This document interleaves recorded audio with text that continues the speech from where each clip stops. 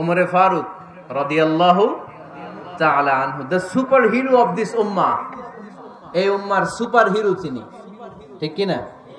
ওনার মুখের আগে লাঠি চলতো বেশি। সুবহানাল্লাহ পড়বেন না? মাঝে মাঝে লাঠি চালানোরও দরকার আছে না নাই? সাইয়েদনা ওমরে ফারুক আমাদের জন্য অনুপ্রেরণা। He is the real super hero of Muslim ummah. তিনি এই উম্মার রিয়েল সুপার হিরো। এজন্য ওনার জীবনী থেকে আমরা কিছু শিক্ষা নেওয়ার চেষ্টা করব ইনশাআল্লাহ। পড়েন সাইয়েদনা ওমরে ফারুক কিভাবে ইসলাম ধর্ম গ্রহণ করলেন, কিভাবে বিশ্বনবীর প্রাণের কলিজার টুকরা হলেন, এটা দিয়ে আমরা শুরু করি। আল্লাহ তাআলা সাইয়েদনা ওমরে ফারুকের হৃদয়ের মধ্যে 3টা ধাক্কা মেরেছেন, ঈমানের ধাক্কা। আওয়াজ করে বলতে হবে কয়টা? এবারে বলেন তো কয়টা? 3টা ঈমানি ধাক্কা। এক হচ্ছে বিশ্বনবীর দোয়ার ধাক্কা। এক কি? দোয়ার ধাক্কা। 2 হচ্ছে সূরা হাক্কা দিয়ে দিয়েছেন আল্লাহ এক ধাক্কা। সুবহানাল্লাহ পড়বেন না? 3 হচ্ছে সূরাতু তাহা দিয়ে আল্লাহ দিয়েছেন আরেকটা ধাক্কা। এই 3টা ঈমানি ধাক্কা যখন সাইয়েদনা ওমর ফারুকের হৃদয়ে লাগলো, উনি পড়তে আরম্ভ করেছেন আশহাদু আল্লা ইলাহা ইল্লাল্লাহ ওয়া আশহাদু আন্না মুহাম্মাদান আবদুহু ওয়া রাসূলুহু। চিল্লায়ে পড়েন আল্লাহু আকবার।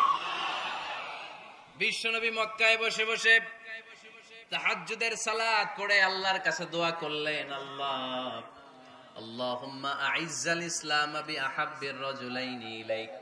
ও আল্লাহ, 2 জন লোকের নাম বলবো, 2 জনের দরকার নেই।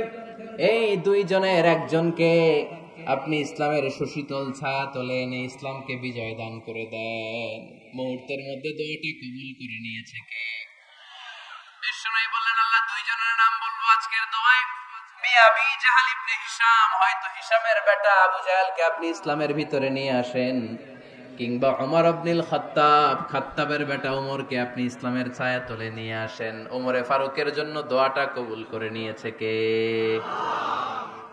মক্কার যে অবস্থা, আল্লাহর হাবিব সাল্লাল্লাহু আলাইহি ওয়াসাল্লাম বুঝলেন মক্কার এই 2 জনের একজন যদি আমার সাথে না থাকে তাহলে মক্কায় দাওয়াতি কাজ চালিয়ে যাওয়া যাবে।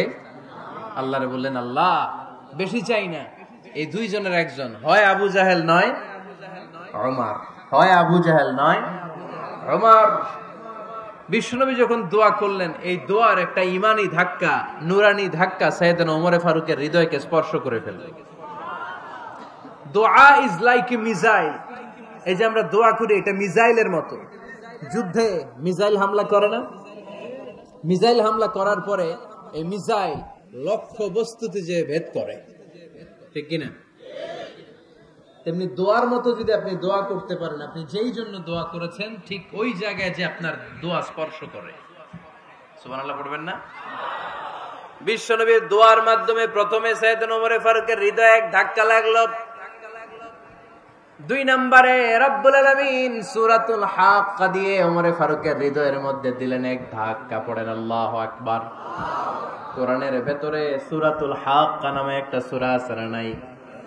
আল হাক্কাতু মাল হাক্কা ওয়া মা আদরাকা মাল হাক্কা। পড়েন আল্লাহু আকবার। বিশ্বনবী যখন দোয়া করলেন, ওই দোয়া যখন সাইয়েদনা ওমরে ফারুকের হৃদয়ে স্পর্শ করলো, সাইয়েদনা ওমরে ফারুক সব সময় বিশ্বনবীরে ফলো করতে আরম্ভ করলেন। বিশ্বনবী ডানে গেলে লুকিয়ে লুকিয়ে ওমর ফারুক ডানে যায়, বিশ্বনবী বায়ে গেলে লুকিয়ে লুকিয়ে ওমরে ফারুক বায়ে যায়। বিশ্বনবী একবার মসজিদুল হারামে যে নামাজ পড়তে শুরু করলেন, ওমরে ফারুক তখন বিশ্বনবীর পিছু পিছু ছদ্মবেশে পেছন থেকে যে বিশ্বনবী কিভাবে নামাজ পড়ে দেখতে শুরু করলেন। বিশ্বনবী ইন দা মিন টাইম এশার নামাজে আল হাক্কাতু মাল হাক্কা তেলাওয়াত শুরু করে দিলেন।